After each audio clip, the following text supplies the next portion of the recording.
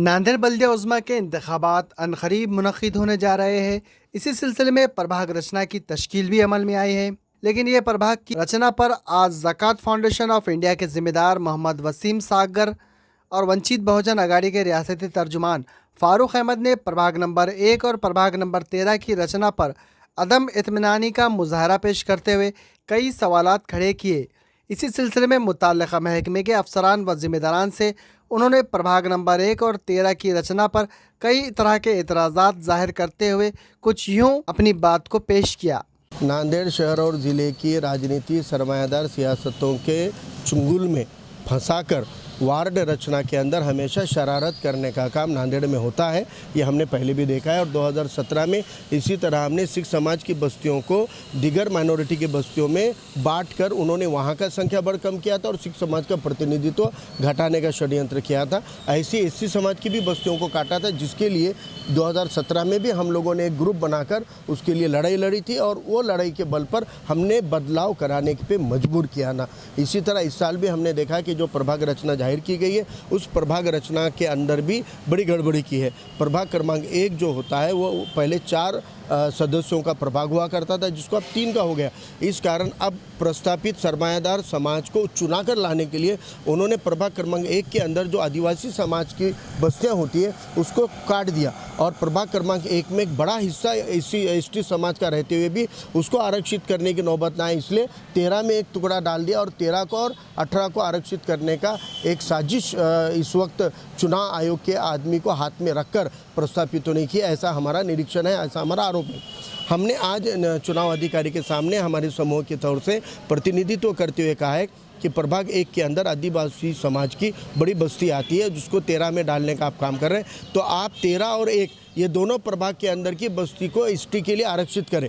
प्रभाग क्रमांक 1 में जो बस्ती आती है उसको वहीं रखें। वो तो रखने के बावजूद भी 13 में एसटी समाज का एक प्रतिनिधित्व होता है, इसलिए दोनों प्रभागों को एससी के लिए भी आरक्षित करें, क्योंकि प्रभाग क्रमांक 1 में जो एससी बस्तियाँ आती है उसको उन्होंने 2 और 3 में 1, 2, 3 में 3 हिस्सों में बांट दिया उसको, जबकि एससी समाज का अपने बल पर एक प्रतिनिधि चुनकर आ सकता है, इतना उनका संख्या बल है। 2017 में 95% आबादी का उनकी हिस्सेदारी उसमें थी, अब उसको घटाकर 84% कर दिया, जिसकी वजह से इसी समाज की नुमाइंदगी कम हो रही है। इसलिए हम ये कह रहे हैं कि प्रभाग क्रमांक 1 के अंदर 3 में से 1 ओपन को रखें, 1 एससी को, 1 एसटी को रखें। इसी तरह 13 के अंदर भी प्रभाग 13 में भी एससी एसटी के साथ 1 ओपन को, इस तरह से अगर देंगे तो उन समाज को एक प्रतिनिधित्व मिलेगा। और जब ये समाज के प्रभाग 1 हो जाएंगे तो बची हुई बस्तियाँ उनको लेना लाजमी होगा, जिससे अदर ओपन क्लास के लिए बेनिफिट होगा, जिसके अंदर फिर माइनॉरिटी आए या हमारे मेजॉरिटी हिंदू तबका है। तो ये कानून के तहत जो नियम होते हैं, नियमावली के तहत हमारी डिमांड है और ये डिमांड हमने बड़े अच्छे ढंग से निवडणूक अधिकारी को बताई है और हम उनसे उम्मीद करते हैं कि वो इसके ऊपर अमल करेंगे और ये बदलाव करेंगे। अगर वो बदलाव नहीं करेंगे तो इंशाल्लाह इस बार भी हम हाई कोर्ट में जाएंगे और इनके प्रभाग रचना को इंशाल्लाह चैलेंज करेंगे। एससी के 15 वार्ड आरक्षित थे, 2 एसटी के, तो प्रभाग 4 में एक एससी और एसटी था और एक प्रभाग 19 में एससी एसटी था। परंतु उन्होंने 2022 के अंदर क्या किया है कि 13 प्रभाग के अंदर 5.38 के अंदर वार्ड बना दिया है और 28 प्रभाग के अंदर 6.67 पे एक वार्ड बना दिया है।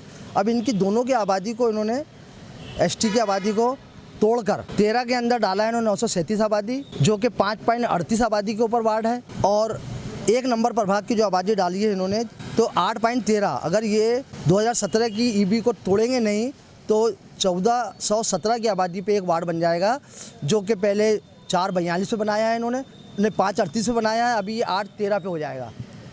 उनकी आबादी डिसेंडिंग ऑर्डर में हो जाएगी और अभी फ़िलहाल आरक्षण का कोई मुद्दा नहीं है, परंतु अभी अगर ये एसटी एससी की आबादी को कम और ज़्यादा करेंगे तो परिशिष्ट 6 के अनुसार वही प्रभाग जो है वो रिजर्व होते हैं। अब इसके अंदर 937 में 480 आबादी को उन्होंने बाहर कर दिया है, 15 नंबर में डाल दिया है। इसको 13 में डाल देंगे तो 14-17 आ जाएगी, 2017 की जो है पोजीशन आ जाएगी, एसटी की आबादी इसमें बढ़ जाएगी।